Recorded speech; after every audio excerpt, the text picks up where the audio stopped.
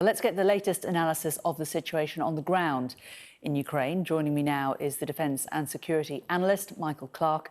Michael, thanks for joining us. Let's take a look at the map and let's look at this area around Kiev. What do you make of the Russian withdrawal, as it appears to be, from that area? Yes, I mean, the Russians have said that it's a strategic withdrawal, but it's a defeat by any other name. They can't disguise that fact. They've pulled out of northwest and northeast Kiev. They've gone back to the Belarusian border. The Ukrainians have driven them out, but also moved into the areas they've vacated. The Ukrainians are even at Pripyat. We were looking at a big pontoon bridge before the invasion started at Pripyat, and that's now back in Ukrainian hands.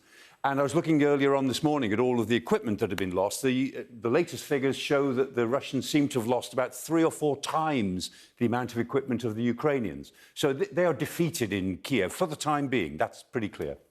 But if we move further eastwards and have a look at the situation there, the area around the Donbass, of course, this is the area where the invasion first started.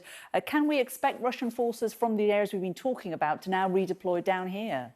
Yes, I mean, the forces that have pulled out of Kiev, that area, have gone back to Belarus to re-equip and recover, which they certainly need. But more forces that are being formed, another 10 battalion tactical groups, it seems, will be going to the southeast. And the area of the Donbass, which is the black-edged area there, is the area now being fought over, as you've just put the symbol around it.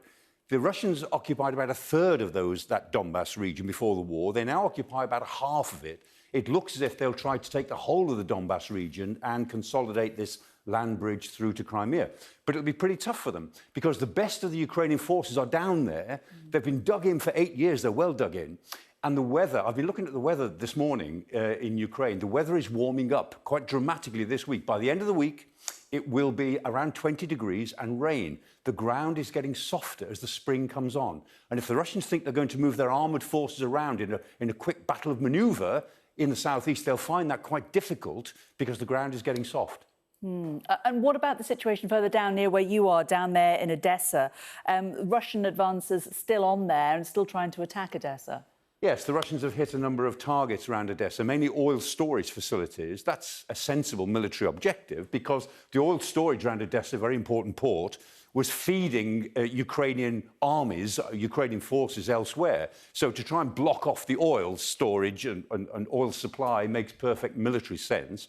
But also the Russians seem to be trying to harm the infrastructure of Ukraine because part of the objective is to damage Ukraine as much as possible as this war goes on. And I think what we've seen in Odessa is not an attempt really to invade Odessa, which we thought would be on the cards a couple of weeks ago, but just to hurt it.